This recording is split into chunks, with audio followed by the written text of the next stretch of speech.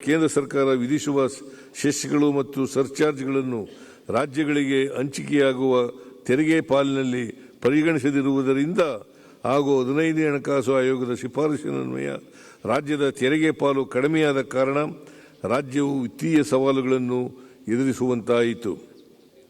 15ನೇ ಹಣಕಾಸು ಆಯೋಗದ ಶಿಫಾರಸಿನ ಅನ್ವಯ ತೆರಿಗೆ ಹಂಚಿಕೆಯಲ್ಲಿ ಅತಿ ಹೆಚ್ಚು ನಷ್ಟವನ್ನು ಅನುಭವಿಸಿದ ರಾಜ್ಯ ಕರ್ನಾಟಕ.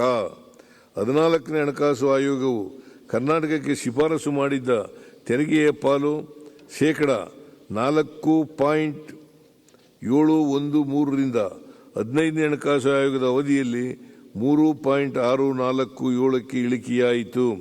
ಇದರಿಂದಾಗಿ ರಾಜ್ಯದ ತೆರಿಗೆ ಹಂಚಿಕೆಯು ಶೇಕಡ 23ರಷ್ಟು ಕುಸಿತವಾಗಿ ರಾಜ್ಯವು ವಾರ್ಷಿಕ ಅಂದಾಜು 12,000 ಕೋಟಿ ರು ನಷ್ಟ ಅನುಭವಿಸಬೇಕಾಯಿತು.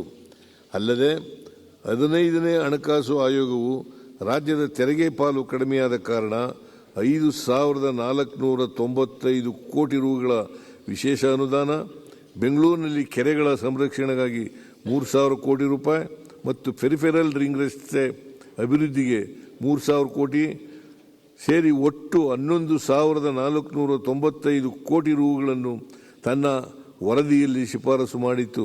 ಆದರೆ ಕೇಂದ್ರ ಸರ್ಕಾರ ಈ ಅನುದಾನವನ್ನು ಬಿಡುಗಡೆ ಮಾಡಿರುವುದಿಲ್ಲ. 23-24ನೇ ಸಾಲಿನ ಕೇಂದ್ರ ಸರ್ಕಾರದ ಆಯವ್ಯಯ ಭಾಷಣದಲ್ಲಿ ಭದ್ರಾ ಮೇಲ್ದಂಡೆ ಯೋಜನೆಗೆ 5,300 ಕೋಟಿ ರುಗಳನ್ನು ಘೋಷಿಸಿತ್ತು. ಆದರೆ ಕೇಂದ್ರ ಸರ್ಕಾರವು ಇದುವರೆಗೂ ಯಾವುದೇ ಅನುದಾನ ಬಿಡುಗಡೆ ಮಾಡಿರುವುದಿಲ್ಲ. ರಾಜ್ಯಗಳಿಗೆ ತೆರಿಗೆ ಹಂಚಿಕೆಯನ್ನು ಹೆಚ್ಚಿಸುವ ಬಗ್ಗೆ 16ನೇ ಹಣಕಾಸು ಆಯೋಗದ ಮುಂದೆ ರಾಜ್ಯವು ಪ್ರಬಲವಾಗಿ ತನ್ನ ವಾದವನ್ನು ಪ್ರತಿಪಾದಿಸಿದೆ. ಆರೋಗ್ಯಕರ ಮತ್ತು ಸಾಮರಸ್ಯದ ಆರ್ಥಿಕ ಒಕ್ಕೂಟ ರೂಪಿಸಲು ರಾಜ್ಯಗಳಿಗೆ ನೀಡುವ ತೆರಿಗೆ ಪಾಲನ್ನು ಸಮಾನತೆ ಮತ್ತು ದಕ್ಷತೆಯನ್ನು ಆಧರಿಸಿ ಹಂಚಿಕೆ ಮಾಡುವಂತೆ ಹಣಕಾಸು ಆಯೋಗಕ್ಕೆ ಮನವರಿಕೆ ಮಾಡಿಕೊಟ್ಟಿದೆ.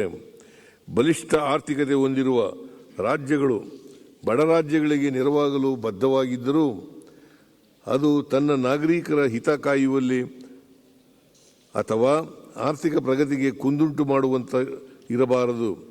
ಆದಾಯ ಅಂತರ ಮತ್ತು ತಲಾ ಆದಾಯ ನಿರ್ಧರಿಸುವ ಮಾನದಂಡಗಳಲ್ಲಿಯೂ ಲೋಪಗಳಿರುವ ಹಿನ್ನೆಲೆಯಲ್ಲಿ ಈ ಮಾನದಂಡಗಳಿಗೆ ಕಡಿಮೆ ಅಂಕ ನೀಡುವಂತೆ ಮನವಿ ಮಾಡಿದ್ದೇವೆ.